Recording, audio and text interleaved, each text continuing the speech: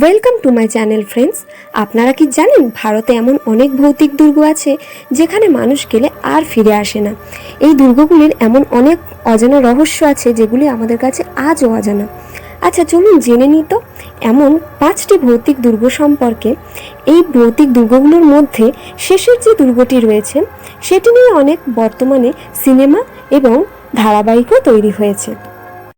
Number 5, Golconda forts. এটি হায়দ্রাবাদে অবস্থিত। সন্ধে হলেই এই দুর্গে প্রবেশ নিষেধ। সূর্য অস্ত গেলেই গোলকন্ডা ফোর্টসকে ভয়ঙ্কর নিস্তব্ধতা গ্রাস করে ফেলে। রাত যতই বাড়ে ঘুঙুরের আওয়াজ শোনা যায়। কথিত আছে গোলকন্ডার সুলতান আবদুল্লাহ কুতুব শাহী তার নর্তকী দারামতি রূপে পাগল ছিলেন।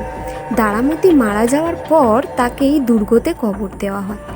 তখন থেকেই রাত বাড়লে দারামতির আত্মা সুলতানের প্রতি প্রেম নিবেদন করতে সারা দুর্গময় নাচতে থাকে। Number 4, Nahargarh fort. এটি রাজস্থানের জয়পুরে অবস্থিত। এই দুর্গটি মহারাজা মান সিং তৈরি করেন। কোনো মানুষ তার স্ত্রীর দিকে যাতে নজর না দিতে পারে সেই জন্য তিনি দুর্গের দেওয়াল অনেক উঁচু করে গেঁথেছিলেন। কথিত আছে তিনি মারা যাওয়ার পরও তার আত্মা এই দুর্গটিকে পাহারা দেয়। এই দুর্গটি মেরামতের সময় একজন মিস্ত্রির কোনো এক অজানা কারণে প্রাণ হারায়। নাম্বার 3, ফিরোজ শাহ কোটলা। এটি দিল্লিতে অবস্থিত। সুলতান ফিরোজ শাহ তুগলক এটি তৈরি করেছিলেন। একজন সুফি সন্ন্যাসী শাপ দিয়েছিলেন যার ফলে এটি ভুতুড়ে কেল্লাতে পরিণত হয়েছিল। মনে করা হয় এই কেল্লার মধ্যে জিনদের বাস। থার্সডে জুমেরাতের দিন প্রচুর লোক এখানে আসে এবং জিনদের কাছে মনের ইচ্ছে জ্ঞাপন করে।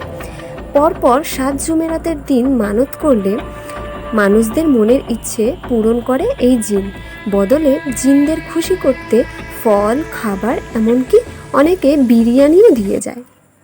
Number 2, Shaniwarwada fort. এটি মহারাষ্ট্রের পুনেতে অবস্থিত। এটি নির্মাণ করেছিলেন পেশোয়া বাজিরাও। 1828 সালে এই দুর্গতে আগুন লাগে এবং প্রচুর মানুষ মারা যায়।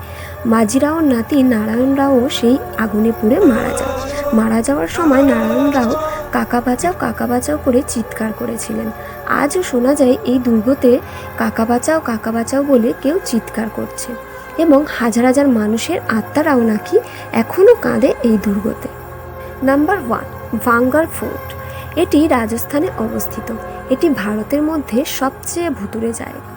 এই দুর্গটি ভাঙ্গড়ের রাজকুমারী রত্নাবতীর জন্য তৈরি করা হয়েছিল। সিংঘিয়া নামে এক তান্ত্রিক রত্নাবতীর সৌন্দর্যে পাগল ছিল এবং রত্নাবতীর উপর ব্ল্যাক ম্যাজিক করার চেষ্টা করেছিলেন। তা জানতে পেরে রাজকর্মীরা তান্ত্রিককে মেরে ফেলে।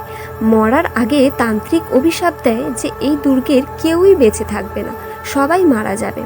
তার 2-1 দিন পরেই দেখা যায় যে ভাঙ্গড়ের শত্রুরা দুর্গে আক্রমণ করে এবং সবাইকে মেরে ফেলে।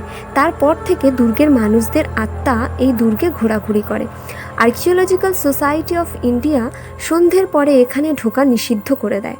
এই দুর্গে গেলে দেখা যাবে প্রচুর মানুষের কঙ্কাল যারা রাতে এই দুর্গে ঢোকার চেষ্টা করেছিল। ভিডিওটি ভালো লাগলে প্লিজ সাবস্ক্রাইব করবেন। এমন আরও অজানা ও অবাক করা গল্প নিয়ে আবারও উপস্থিত হব আপনাদের কাছে। ধন্যবাদ।